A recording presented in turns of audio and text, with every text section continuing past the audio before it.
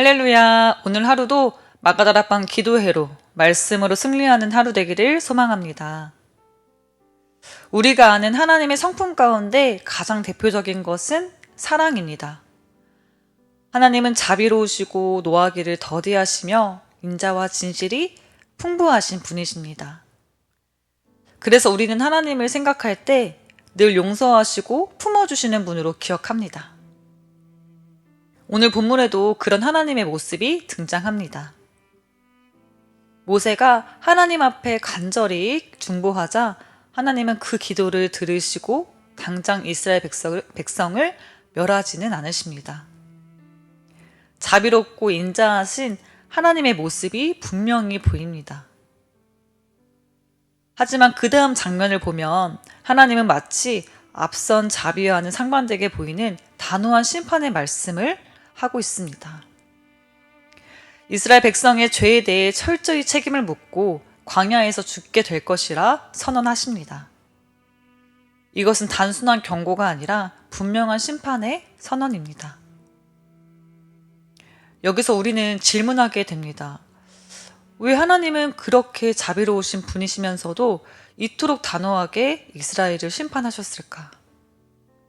이스라엘 백성들의 어떤 모습 때문에 그 죄를 반드시 심판하시겠다고 하신 걸까?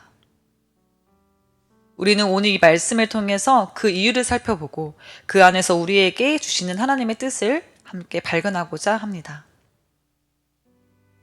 앞서 하나님께서 이스라엘 백성을 멸하시겠다고 하셨을 때 모세는 간절히 기도하며 용서를 구했습니다. 하나님은 그 기도를 들으시고 당장 이스라엘 백성을 멸하지는 않으셨지만 그들의 죄를 그냥 넘기지는 않으셨습니다. 본문은 하나님의 자비와 함께 행한 대로 갚으시는 공의로우신 모습을 보여줍니다. 하나님을 경외하고 믿음으로 반응한 여호수아와 갈렙은 약속의 땅을 유업으로 받지만 하나님을 원망하며 시험한 자들은 결탄코 그 땅을 보지도 못하게 됩니다. 20세 이상으로 책임 있는 세대였던 자들은 광야에서 방황하다가 결국 거기서 죽고 부정적인 보고를 했던 정탐꾼 10명은 하나님의 재앙으로 생명을 잃게 됩니다. 먼저 하나님이 20세를 기준으로 삼으신 데는 두 가지 이유가 있었습니다. 첫 번째는 민수기 1장에서 20세 이상 남자들이 인구조사 대상들이 되었고 이들은 성인으로서 책임을 져야 했습니다. 또 두 번째로 하나님이 20세를 기준으로 삼으신 데는 이유가 있는데 20세는 전쟁에 나가 싸울 수 있는 나이인데 정작 싸워야 할 이들이 싸우기를 거부했으니 그것은 직무유기였습니다. 그래서 이 심판은 책임을 다하지 않은 것에 대한 하나님의 징계였습니다. 본문에서 하나님께서는 원망의 소리로 내뱉었던 백성들의 말들과 행동에 대해 스스로 책임지게 하십니다. 31절에서 33절 말씀입니다. 함께 봉독합니다.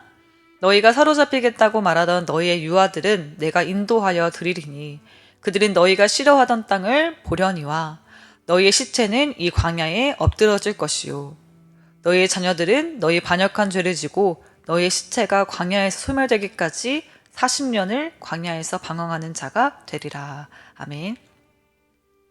차라리 광야에서 죽었다며 좋았을 것이라 말한 자들은 광야에서 죽게 됩니다. 부모의 죄악 때문에 그 자녀들은 광야에서 40년을 유랑하며 부모의 죽음을 지켜봐야 합니다. 40년이라는 숫자는 완전수의 의미로 사용되거나 아니면 한 세대를 나타내는 숫자로 사용되기도 합니다. 한 세대가 지나기까지 그 부모의 세대가 다 죽기까지 그들은 광야에서 방황해야 했습니다. 하나님께서 이들의 죄를 얼마나 악하게 여기셨는지 33절에서 35절 분명히 말씀하십니다. 34절 말씀, 35절 말씀 봉독하도록 하겠습니다. 너희는 그 땅을 정탐 만날 수인 40일의 하루를 1년으로 쳐서 그 40년간 너희의 죄악을 담당할지니 너희는 그제서야 내가 싫어하면 어떻게 되는지를 알리라 하셨다 하라. 나 여호와가 말하였거니와 모여 나를 거역하는 이 악한 온 회중에게 내가 반드시 이같이 행하리니 그들이 이 광야에서 소멸되어 거기서 죽으리라. 아멘. 이처럼 하나님의 오래 참으심과 은혜에도 불구하고 불신앙은 결국 심판을 불러옵니다. 33절에 너의 반역한 죄를 지고, 이 뜻은 문자적으로 너의 매춘 행위를 지고라는 의미입니다. 매춘하다라는 것은 우상숭배에 대한 은유적 표현입니다. 본문에서는 이 말이 우상을 섬기는 행위를 말하기보다 하나님께 신실하지 못한 이스라엘의 태도를 가리킵니다. 하나님의 뜻을 저버린 이들에게 하나님께서는 인과응보적으로 행한 대로 갚겠다라고 말씀하십니다. 하루를 1년으로 쳐서 40년 동안 죄악을 감당하도록 하시는 겁니다.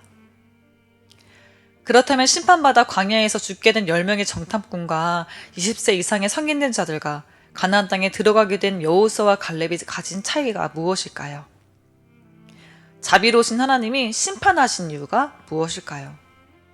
바로 믿음입니다. 그들도 다른 사람처럼 가나안 거인들을 보았지만 하나님을 더 크게 보았습니다. 하나님이 우리를 기뻐하시면 그 땅을 주실 거야 라는 믿음으로 반응했습니다. 즉 자신들의 힘이 아니라 하나님의 능력에 대한 확신이었습니다.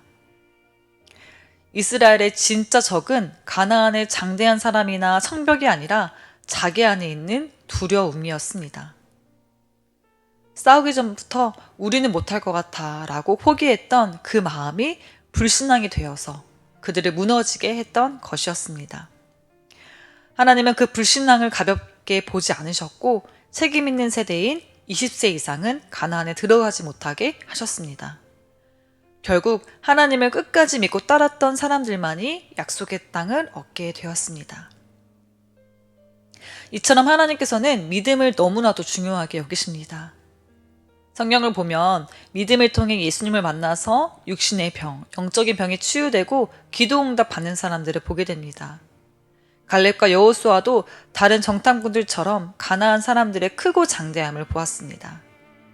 그러나 갈렙과 여호수아는 하나님을 더욱 신뢰하였습니다.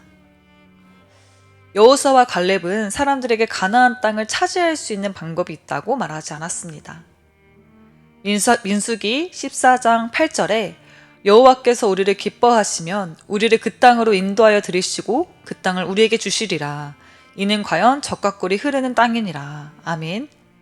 그들은 순전히 하나님이 하실 일에 대한 기대와 소망을 고백하고 있습니다. 우리 모든 성도들 또한 순전한 믿음으로 하나님을 끝까지 믿고 따라 나아가는 우리 모두가 되기를 소망합니다.